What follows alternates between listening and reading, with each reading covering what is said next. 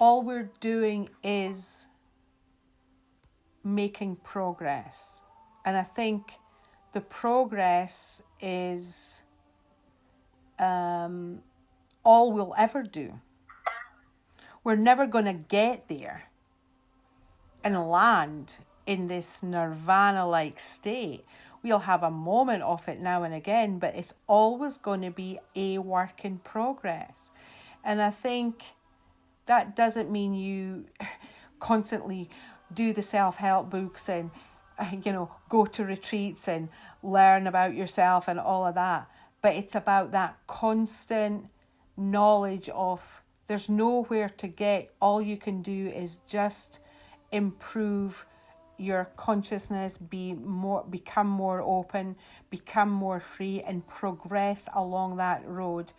And it is a work in progress. Your life is a work in progress. It is not something that you stop progressing with. If you stop progressing with your freedom and your acceptance of yourself, then you are just going to feel like you're not going backwards, but you're just actually you'll feel like you're going into a slow death. You won't even feel that you're living properly, but you're progressing in life and progressing with your awareness, progressing with acceptance of yourself, progressing with forgiveness of the things that you have made, what you believe are mistakes, but were just moments in your life where you didn't know any better, or you made choices that you would rather not make and now wouldn't make because you've learned. And it's really not giving yourself a hard time. We continue to progress throughout our entire life, and I believe that we're going to do that until we're taking our last breath, and that is what it's all about. But whatever we're doing, and it doesn't matter where we are in our progress, as long as we're making progress, or we feel more peaceful, or we feel more settled, or we feel less stressed, or we feel less worried, or less anxious, or less sad, or less depressed. And even if we are feeling that, we're seeing it as something that we need to see. We're not seeing it as there's something wrong with us. There's something that we need to see from this place.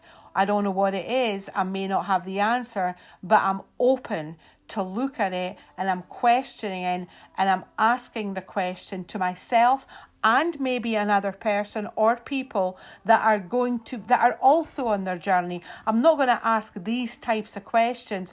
What do I see to someone who is interested in drama or interested in gossip? You're not, that's unwise, but we're constantly moving forward and progressing in our lives, not to succeed in the way that our ego would think, but to succeed in the way that our soul requires, which is a totally different version of success. And I feel that that's really what the work is all about. And I think self-love really is the answer to, and self-acceptance is the answer to self-love. If we have no self-acceptance, how are we going to have self-love? And so I think a better way to look at it is accepting all your darkness, accepting all your light, knowing that your darkness is there to help you see the light, to see the difference as a duality, but also to see what you can do with the stuff that your darkness, but certainly not feed into that darkness, certainly not add to it, and how we can reduce that within us and give ourselves a little bit more freedom in our lives. And I think that's really what it's all about, and I think that's really what we need to focus on, and that's what, for me, it's all about anyway. I don't know if that makes any sense to you from what I'm saying. I don't really even like using that word. It is a journey. It's a life, but it's really about your openness and the fact that all that really we want is to feel that love and peace and acceptance and acknowledgement, and we're looking for it on the outside. And if we can get it from the inside, and we start really bringing it back to ourselves and get it off the world and get it off everybody else and bring it back to, what's this showing me for my progression? And I think that's going to be a different way of looking at things. And so it makes we go into relationships to learn about the other person, but actually we're going into relationships to really learn about ourselves, so that, because they're just reflecting our own stuff that we're making about them, but it's actually the stuff that we need to see within ourselves, good or bad, strengths or weaknesses. What we see as things that are shortcomings in another person, maybe we judge, maybe we got some of them going on ourselves. And I think it's just a different way of looking at it. And it feels like, everything that we do in life is an opportunity to progress our lives and to progress in our lives in how we can takes the charge out of this is what is happening, this person's doing this to me, or this person's doing that to me. When you make it about you, not from the narcissistic viewpoint of it's all about me, but from the awareness viewpoint, what is this showing me? Then it becomes your relationships are like the playground to learn about yourself. But when we're in the relationships to try and get it from another person, or to have,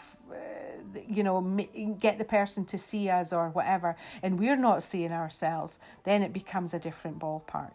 But when you make it about you and you see it, it's all about you. And your job is to really progress your own life and see for yourself what this is doing for you, to you, how it's making you feel, what you need to do, what can you do to change this, how can you deal with this in a kind and compassionate way for yourself, and it will be transferred onto the other people around you. That becomes a different way of looking at life. So I think that's really, to see your progress, you need to be you relative to you, not you relative to them. You can measure your progress relative to someone else, or you can measure yourself relative to someone else.